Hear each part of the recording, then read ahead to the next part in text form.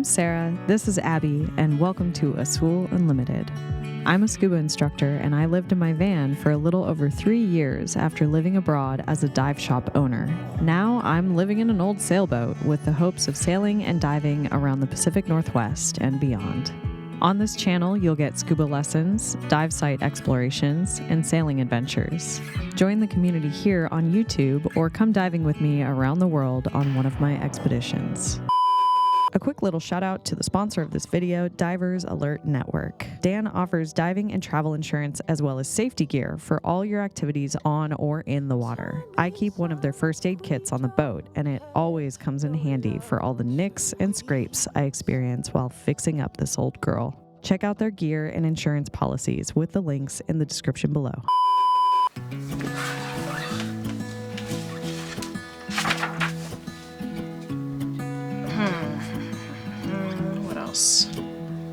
It has been 3 weeks since I bought this boat, and I have not actually moved it. I have just been in the slip, fixing things, living, working, but I have not fired her up or gone sailing, mostly because I'm terrified of moving in and out of this very tight slip that I'm in. I'm not very experienced, so I'm calling a friend over to help me get a little bit of confidence moving around in my new home. I have a lot to do to get prepared for this. Living in the van was a little more simple because I was always pretty much going to be flat. Like, yeah, you could go uphill or downhill or whatever. You get the vibrations and everything, but like in the sailboat, I mean, there are times when you're just like way over to the side, and I need to pick up the whole place, make sure there's no food laying around that could just go flying or dishes. I need to figure out what to do with Abby. She's never gone sailing with me. I also just need to check and make sure that the engine works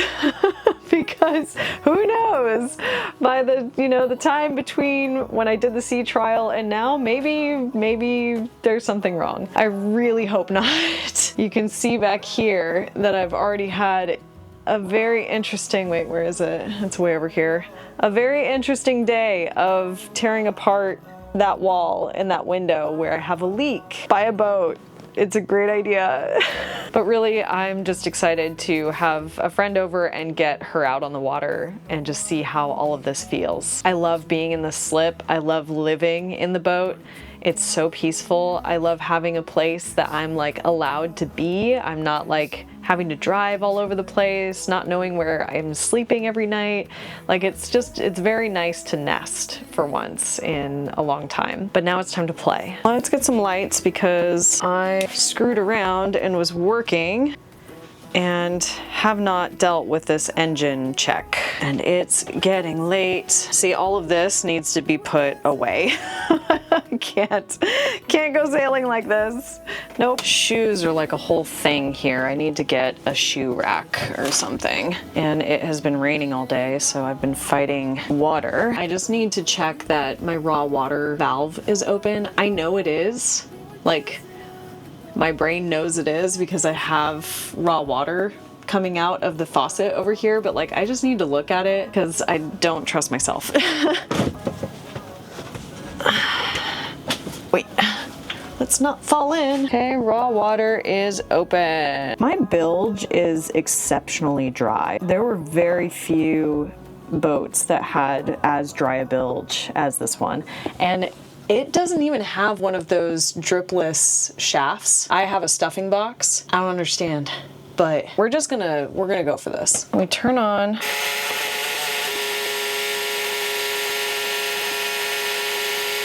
Okay, here we go.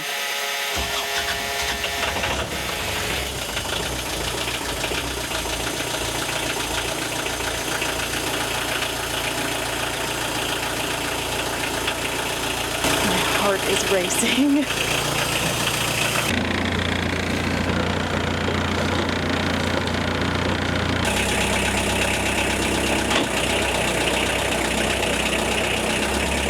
I still have some things out, which I will put away in the morning, but hopefully this won't be a total disaster tomorrow. And I'm hoping this one is gonna be calm.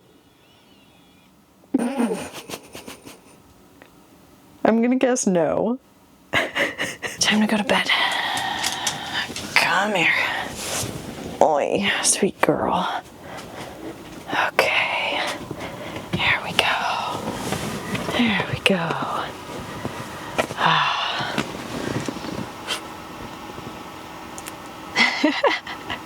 Good night.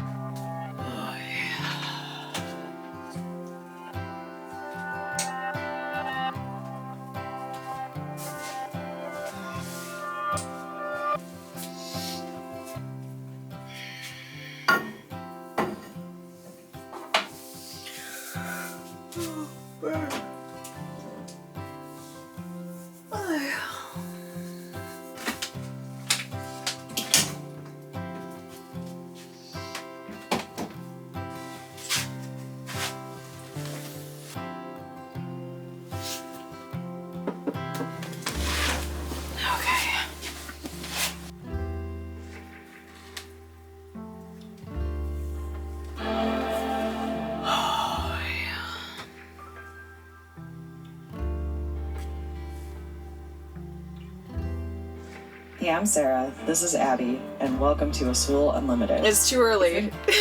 It's too early for that. Stop it. Okay. I'm gonna post the video, and it's live. Woo. I gotta do all my other things. Now I need to post on Instagram. Okay, unfortunately it is raining, and I have leaks. So, we are postponing until either later in the day or tomorrow. Although my first trip out got postponed, I wrangled one of my marina neighbors to be on the boat while I practiced going in and out of the slip. It didn't go too horribly, actually, but I still didn't totally understand steerage, or the optimal speed required to maintain steerage with my big, full-keeled boat. I walked away from that session with a little more, yet shaky, confidence, which would shortly be completely demolished by subsequent outings. I haven't gotten a lot of footage of my learning process. A big part of it is because I literally have to use all of my mental capacity to do the things I'm doing. My thought process is that when I'm in a PADI course, I can't have a camera because it disrupts the learning process. So I'm following similar guidelines with boating, at least during these beginning phases of learning how to drive. Safety is my number one priority. I don't want to hurt myself, my passengers, my boat, or other people's property. After my first practice, I had a familiar face join me for a week of sailing lessons. This is Cass. He is a boat captain with years of experience and has his 100-ton captain's license, which he's used to work on large vessels all around the world. Cass was able to give me a lot of insight into how my boat works.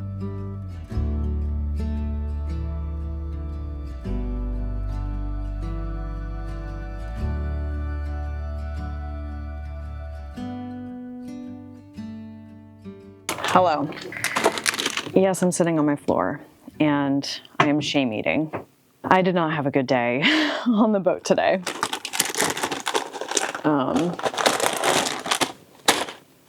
I was feeling so good. I'd gone out the last couple of days, and I made some mistakes and whatever, but man, today was bad. It was so embarrassing. I probably shouldn't munch this in your ear. I messed around in this marina. Both times I tried to get out, my nose went the wrong way, and at one point I literally turned the boat completely around. I didn't know I could do that, so that's good to know. But it was bad. I need to shake this feeling because that happened, and then I went for it again and I messed up even worse. Again, recoverable. Oh my gosh. And I keep being told that it's okay, you gotta pay your dues, you gotta make mistakes, you're learning, it's all good. Man, I'm beating myself up big time. It's gonna be okay. I'm gonna look back at this time and be really proud of myself because my slip is not easy to get in and out of. So it's a hard thing to be learning right at the beginning, but it's gonna pay off. I know that. In the meantime, I'm gonna eat guacamole.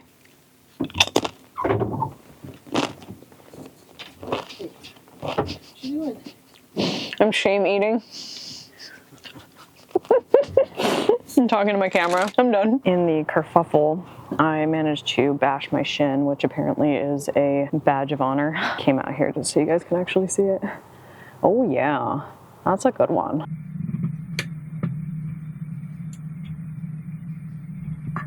Some of the key points that really helped me were speed and pinching.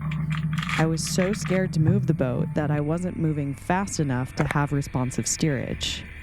That's not to say you should move fast in marinas, but you need to have enough speed so the boat will respond to turning the wheel or tiller. The other point I mentioned was pinching.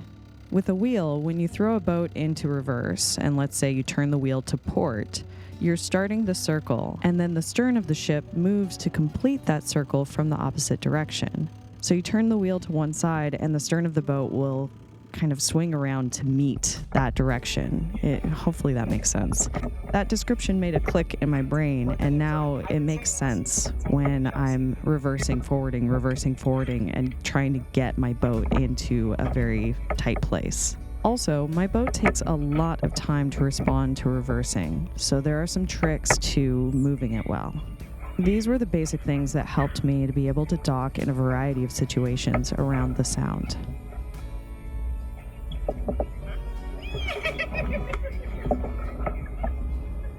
Now, let's talk about actually being out on the water. I'm learning more about water and wind movement. The reason I chose to learn to sail in Seattle is because of the water conditions. I wanted to learn about wind, tides, and currents without the added pressure of wave activity. That will come later. The tides are insane here, and I'm learning a lot about how to plan trips around the relationship of all those conditions playing together. I joined local sailing Facebook groups and have seen people get stranded because of receding tides, and I desperately don't want to ever be in that position.